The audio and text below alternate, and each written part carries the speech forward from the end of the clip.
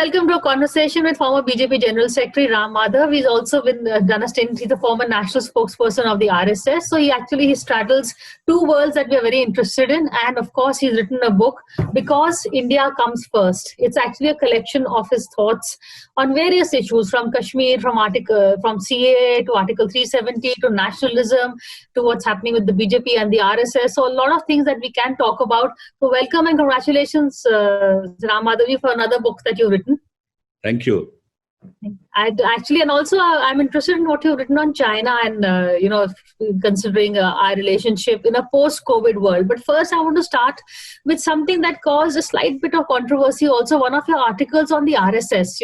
I think you wrote this soon after, Mohan Bhagwatji addressed all of us in Delhi, the Delhi media, or what you call the Lutyens world, about the RSS. And he made a very important point. He says that no Hindu Rashtra without Muslims. And for this, you had written a column saying, maybe this is the moment for opening up for the glasnost and maybe even perestroika, which means restructuring. Someone like Mohan Vaidya, I think they went and contradicted, saying that no glasnost and perestroika in the RSS. So can you explain exactly what you were saying and how it was understood or misunderstood? Though interestingly, if one reads my article and also a subsequent article by Sri Manmohan Vaidya, we both were saying the same thing.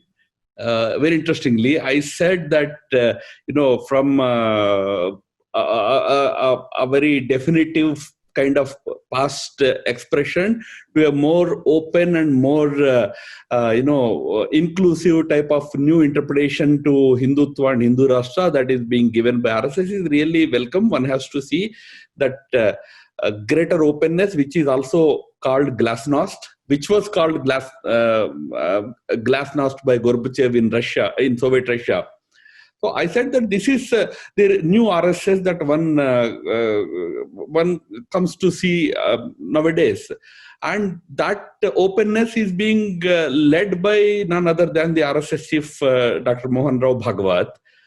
Incidentally, although the words like glasnost and perestroika were not very much liked by some friends, even they were also saying the same thing, that there is nothing new in it. RSS has always been open to new things, and RSS has always considered entire India as one people, one society and all that. So basically we were saying same things, but although choice of words probably led to some kind of misunderstanding. Yes, I suspect the fact that you borrowed from the Russian dictionary didn't go down well, though the content, as you said, was pretty similar to what was happening. But after that, how did you? They also cite Bhagwat's Vijay Dakshmi speech, where it was more like a back to basics. Was he then trying to do not a U-turn, but kind of a restructuring for what he said in Delhi? How do you take the two speeches? So if you actually read his Vijay Dakshmi speech this year, he has again reiterated almost all those things that he articulated during those 3-day lecture series in Delhi. I believe, I have been in the RSS right from my childhood. While the articulations vary, from one leader to another leader, the basic theme always remained in RSS that we consider the entire 1.3 billion Indians as one society. That basic theme remained. Now, articulation, one used to say that, all the 1.3 billion are for us Hindus only. Or today, the leadership says that, okay, whether they are Hindus or Muslims, we are all one society. It is whether you call it Bharatiya, or you call it Hindu, or you call it Hindu, or Indian. All these three are synonyms. That theme, that undercurrent has always remained consistent. It remained constant, I think. I don't know, consistent and constant, because, you say, okay, no Hindu Rashtra without Muslims, or that's what Bhagwat said. But no BJP without, where is the Muslim vote in the BJP? Where are the Muslim candidates in the BJP? We've had election after election where you've not given tickets to the Muslims. Right now, you're even alienating. Okay, first let's talk about the Muslims. Look, in Kashmir, all our candidates are Muslims. That's In a very easy way out. What about UP? What about Bihar? other places, we put up candidates. When it comes to elections, there is something called winnability. I can give you examples of even other parties not putting up Muslim candidates in the entire election. Like I can give you the example of Gujarat, where you all know even other parties did not come forward to put up other candidates. But having said it, election is one thing. Whether BJP secures the votes of Muslims and all, I, for one, can tell you that increasingly, even among the Muslim community, people are appreciating the principles and the values and the commitment of Prime Minister and the BJP, and increasingly the support is growing for BJP. Well, electoral support is going, we can argue whether the ways and means are good or bad. But, I must say, I must compliment you on your book, because whenever an RSS reader writes a book, I approach it with great fear after, the bunch of thoughts. I say, now what are the new bunch of thoughts coming out? But this, I always see you as one person who's made RSS easy for the rest of us. Because the words, it's a very explanatory note. I mean, we can disagree, but at least, one point of view has been put across in your columns, and you try and give us the other side of the view also. But my question to you is the BJP or the RSS right wing been feeling over the years that maybe their chain of thought has not been given enough space? And you've always said there's been a takeover of the liberals. Even in terms of think tanks, you have something called the India Foundation that you run. Is it to propagate the right wing, the right point of view, that you are undertaking all these exercises? Look, the biggest challenge for all of us I don't generally use this right and left kind of parlance, but still, just for the sake of pseudo liberals and Latvians. So the problem that we all face, the ideological fraternity on the right face, is of perception. The reality of our ideology, the reality of our work, it doesn't really reflect in our perception. At least that used to be the case until a few years ago. I can definitely say that. What we stand for and what the image is, these are completely two different things. Partly, of course, partly the reason is our adversaries, but partly also we are also partly responsible, because we probably have not articulated it in the manner that those who are outside the system would also appreciate and understand. Now, I believe that is an important necessity for any movement. And I also highlight here that the RSS has realized the need for it. That's why the institution of spokesperson was created in the year 2000. The very purpose of that institution, or the media vibhag, prachar vibhag of RSS, has been to present the RSS thinking in the proper light. You were the first spokesperson, am I right? The national spokesperson. I was the second. I was the second. First was Sri M.G. Vaidya. I succeeded him. Also, the topics that you've chosen in the book to highlight, you've talked about the Ram Janmabhoomi Ayodhya temple, which you now say from Ayodhya to Ayodhya, meaning let's now talk peace and enough of the confrontation. You explained the Kashmir and the 370 line, which I'm going to talk to you in a bit just now. CAA you've talked about, and you've talked about the foreign policy. So broadly, I think these are the 4 or 5 topics that you've covered in your various columns.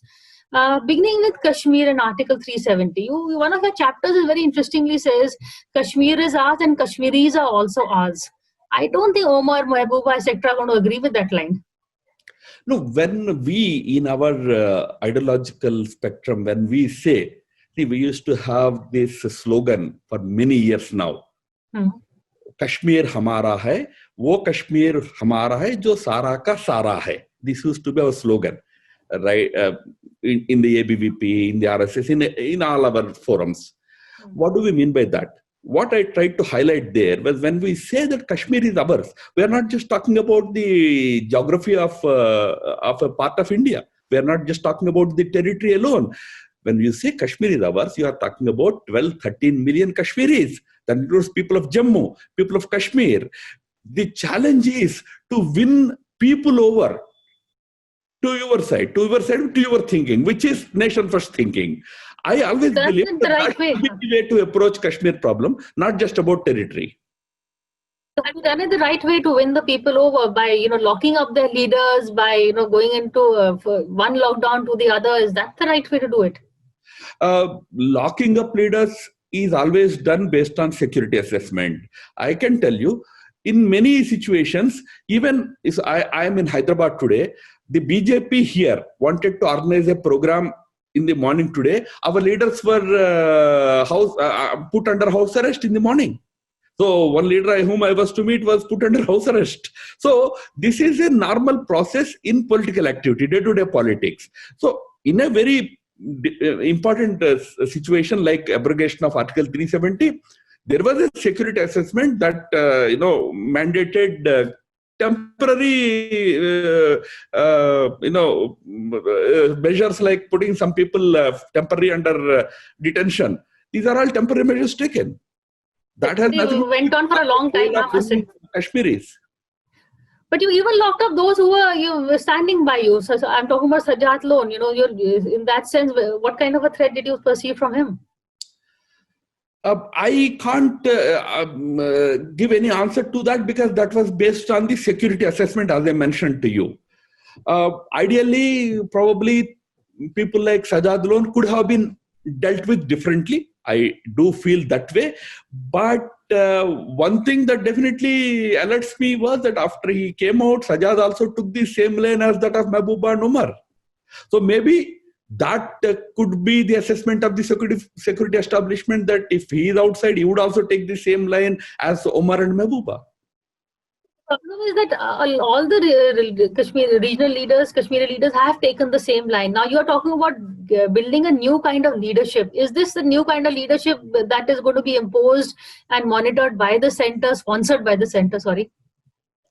No, firstly, Kashmir is always seen by all of us, you, me, and all of us sitting in Delhi, through the prism of these 3-4 leaders.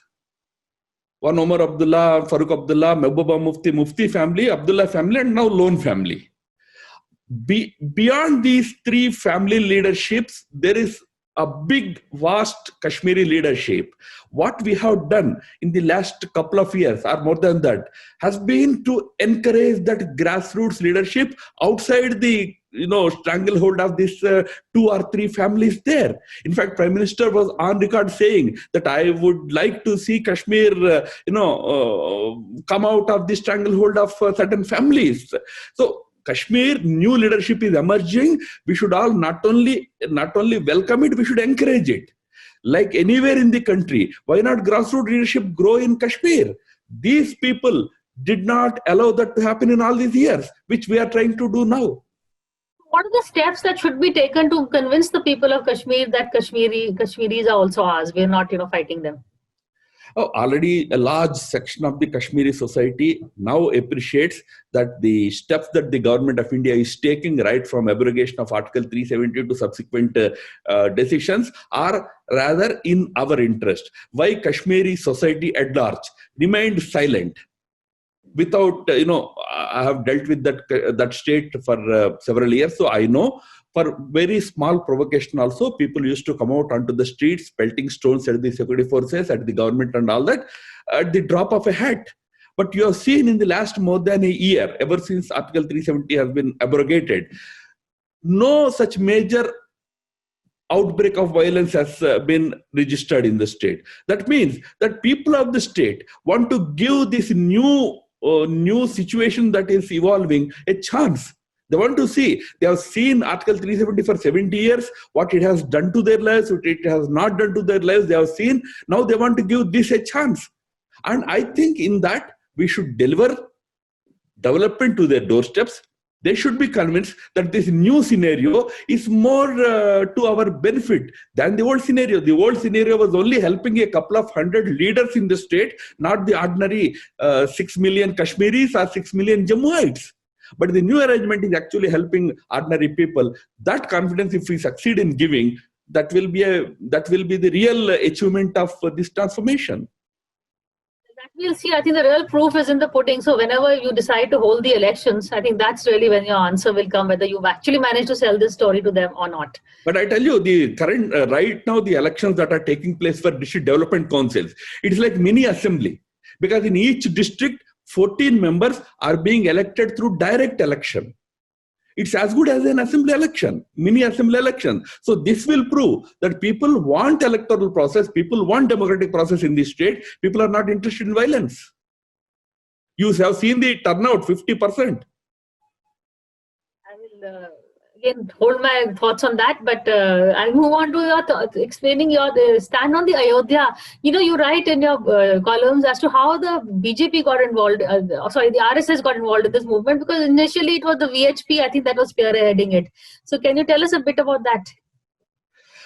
Yes, in fact, in the history of the Sangh Parivar movement, a major landmark was the Ram Janmabhoomi movement of the 80s, early 90s. When the movement began, there was a lot of discussion as to whether the RSS should fully plunge into it or leave it to Vishwa Hindu Parishad. Finally, a conscious decision was taken that what we are actually campaigning for is not just building another temple for Ram. Ram has got millions of temples in India. We are not just building another temple for Ram, but through that one movement, we are trying to end that perpetual confusion right from the time of independence about the identity of our nationhood. It is a cultural, civilizational nation. That identity has to be once and for all established. Let me tell you, Priya, one thing. This question of who are we was addressed by China right in 1949 when Mao became the chairman of the new government of China, Communist government of China. Then they only undertook the other activity as one China. We decided we are not one nation, but we are only one people. That's what our constitution says. In Constituent Assembly, we decided we have to still make a nation. So that whole dilemma as to what this nation all about has been now conclusively addressed through this movement. That's why the movement was finally taken up by RSS and entire Parivar. Subsequently, BJP has joined. Right from then to till now, Ram Janmabhoomi was never a sectarian, a religious, a God-centric movement for us. All of them, God, Hinduism, they are all very important aspects. But that movement is the greatest unifying movement for this country. This country's one identity must be established through such, identity with culture and civilization. I think that was the whole objective behind the movement. And of course, there is the other side that says this is the movement that helped you electorally. But now that the Ram Mandir is built, haven't you, what next? Because now you've beaten that horse enough, to put it very cynically. No, it was not intended for electoral benefits. Who stopped other parties from then getting the benefit? Did we stop them? They could also have benefited if they wanted electoral benefit, but it was never intended for any electoral benefits. It was intended for a larger objective. And I think through that process, it all began. By now, with the present regime at the center, I think we have addressed that issue comprehensively about India's cultural civilizational identity. I'm going to take a break and come back and talk to you about, the Modi's wins, and whether you said with this mandate, he really has the mandate to set out and do what he wants to, what he should do, what he needs to.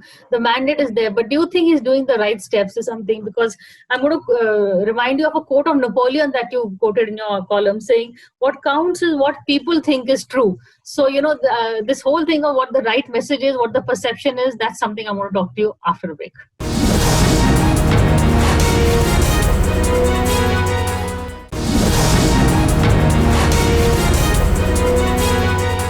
Hello and welcome back to a conversation with Ram Madhavji. He's also written a book of his columns, Because India Comes First. And we were talking to him rather about his columns in the book. The column you wrote about Modi's electoral win, the mandate that he's got. Do you think he is delivering on it? I want to especially to refer to the farmers' crisis. Has it been handled well? Is the perception being managed more than the reality? Oh yes, I tell you, today, except for some misguided farmers who are protesting outside Delhi, in the larger countryside, there is no agitation or no protests or no resentment against the farmers' bills. Today morning, I had a meeting with some farmers in Telangana. I asked them point blank, do you share the kind of opposition that we see in Delhi? Do you share that? They say, no, absolutely not. There are different reasons. Here, there are no mandis in South India. Mandis are there only in Punjab and Haryana and North India largely. Here, the whole system is different. They sell directly to mills and all. But first of all, the movement, the farmers' movement is not representative of the entire farming community of the country. But that doesn't that doesn't mean that we should ignore that movement. The concerns that they are raising must be addressed. But I tell you here, Prime Minister Modi always ruled on the basis of the popular consent only. Why I'm saying this is, the movement that is being led today by Bharatiya Kisan Union. This is the same Bharatiya Kisan Union which came up to our party before the 2019 elections with their manifesto for freedom of farmers. That manifesto had asked us to end the mandi business. It had asked us for farmers to be freed from the control of MSP regime. All that they wanted is being fulfilled by Modi ji today. And they are protesting now. This is complete duplicity. They are protesting now because they are saying we have not been consented. The way this bill was rammed through during lockdown without any consent. You also talk about democracies and authoritarian regimes and how there is a very thin line, between the two. Is this what is happening now? Because of this huge mandate, you think, okay, we don't need to talk. No. What is this bill was placed before the parliament. Parliament is the forum for discussion at the political level. This bill prior to I'm telling you, Bharatiya Kisan Union has sent their copies to all of us before the election. This was discussed not just this year. This has been in discussion for many years now. Every time farmers delegations meet with political party leaders, government leaders, they would always raise these issues and the mandi exploitation and the MSP regime. These have been their demands. Today they are being fulfilled. Now they are finding some extraneous reasons. No, you have not consulted us. What is consultation? This is the whole process is the consultation. Even now post facto. The problem is you're consulting them now. We should have consulted them before passing that bill or before, getting the bill in before the parliament. That's what they're saying. No, the very bill was drafted based on consultations with them. Once the bill is passed, you tell me how many bills when they come before the parliament go to people in India? Not our government, any government I'm asking you.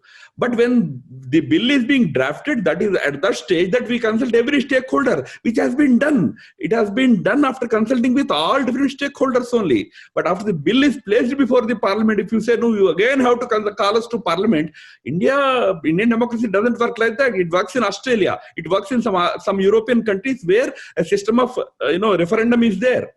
But in India, parliamentary consensus. Agreeing with the Niti Aayog chief and saying too much democracy also doesn't help. No, I don't think democracy is a cherished thing. We need to, of course, adhere to the democratic consensus always. That is what our government is trying to do. That is why we are talking to agitating farmers. Before we run out of time, I want to shift focus to China also, because that's a topic that you're an expert on. You've written a lot of books. You visited the country many times also. What should be the way forward with China, and also the position of India in a post-COVID world, keeping China in mind? Number one, the border issue we are dealing with in a very efficient way, the right way, I would say. We are standing firm on the border. Through this firmness on the border, we should now somehow compel China to agree to a clear demarcation of the LAC. LAC is not the border, but at least LAC must be demarcated clearly through mutual agreement. We have to force China to do that, number one. Number two, in the larger scheme of things, we are facing a China that is led by a leader, Mr. Xi Jinping. We must understand, Xi Jinping has a different vision. He is aggressive. He wants China to become great. His great China dream is that it should be achieved in 10 years or 15 years time now. He's not even ready to wait till 2049. So we have to deal with that. So in our larger scheme of things, we need friends. That's why we are having good cooperation with countries in the region like Australia, Japan, and outside even countries like America. We all have right-minded people. Countries have to come together to force China to behave in a manner that is not harmful to other countries. China's peaceful rise is the only future for the good of the mankind. We have to force China to rise peacefully. I wonder how you do that. But to do that, you also point out that we should take a lesson from, say, the way Russia did also, persevere and also talk to China as equals and not as a weak or vulnerable partner. How do we achieve that? Do we take the US's help for this? No, on the border issues or on the immediate confrontation between the two countries, we have a time-tested principle of bilateralism. In that, we don't believe in the interference of any third country on these issues. We are talking to each other, but there are examples of how to deal with a country like China. You have to be firm on the ground. You have to be proactive in diplomacy, but never give up on the strong ground posturing. That's what Russia did. That's what other countries did in the past while dealing with China. But in all of this, one thing we all must remember, that Chinese society is a Confucian society. The good people, they are all like you and me. Chinese leadership is a Sun Tzuian leadership. Sun Tzu, the author of The Art of War, he always believed deception as the way. So you have a leadership which is Sun Tzuian and you have a society which is Confucian. So you have to deal with that country keeping these two dichotomies in mind, this dichotomy in mind. Very quotable quote to end with, but before that, I want to also ask you about US in a post-Trump Biden world. How do we deal with US? I think US-India relations, irrespective of who comes to power in either of the countries, in America and India, they are on very strong footing. Democrats have obsession with some issues that might irk some of us occasionally, but in politics you fight with your the person who is putting across the other viewpoint. In diplomacy, you have to win over him. You have to diplomatically influence him and win him over. You can't fight with him. If he is talking about Kashmir or if he is talking about human rights, you have to tell him that we are standing by all of them better than probably America itself. So that process is what is probably required. Otherwise, I think the relationship is on a very strong footing. No change of government is going to really impact it in any big way. Just to end on what you feel that this is Modi's Roosevelt moment, time for him to strike the New Deal. Do you think he will go for the kill and do, what are the first 3 steps he should do? Yes, on economy, I believe that it is the Roosevelt moment for India. And Prime Minister Modi basically trying to do that. His whole call for Atmanirbharta. If it is understood properly by the country, but also, of course, the government also needs to do a lot of things for India to achieve that Atmanirbharta, it will definitely prove for India to be real Roosevelt movement at this particular juncture in our country's history, because the economy is the real challenge. We need to grow at least for next decade or so at 10% plus if we really want to catch up with countries like China. Now, $5 trillion we will anyway achieve, because there is a momentum. This momentum will take you to $5 trillion. But by the time you reach 5 trillion, your other countries will be somewhere in 50 trillion and 36 trillion.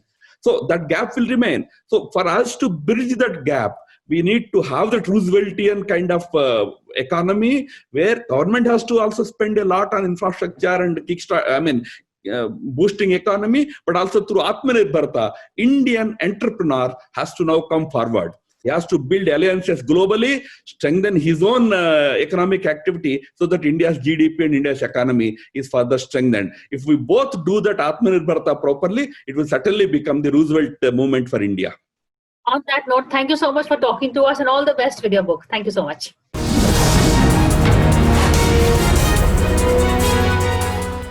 For more such videos, subscribe to the NewsX YouTube channel, hit the bell icon.